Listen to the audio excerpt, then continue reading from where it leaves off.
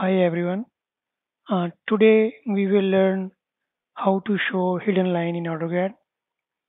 We already apply the hidden lines to the line here, but it is not shown in the AutoCAD properly. So let's say here we already applied, but you cannot see in the drawing.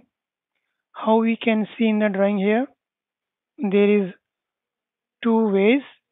First, you select this line and type ch change properties and change the scale here, and then you can see the line.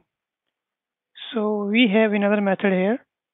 If you type LTS and you change the scale to 70 or any scale as per your drawing, then automatically you can see the hidden line. So in this way, the hidden line which is not showing in AutoCAD, you can see in the line with the help of the line type scale.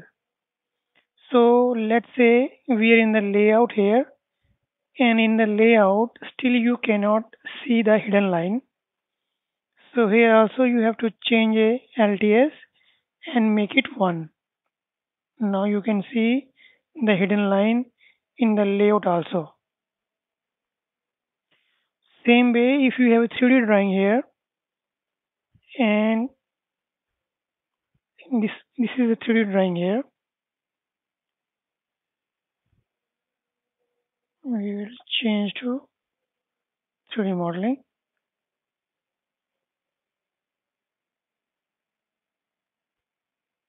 And this is the drawing shape, and we want to see the hidden line in the layout here.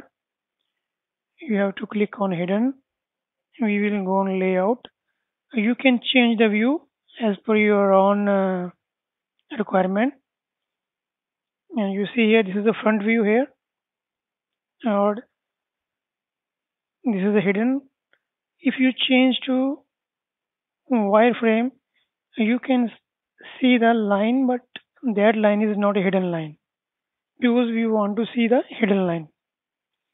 So you click again here and go to hidden and type here VS.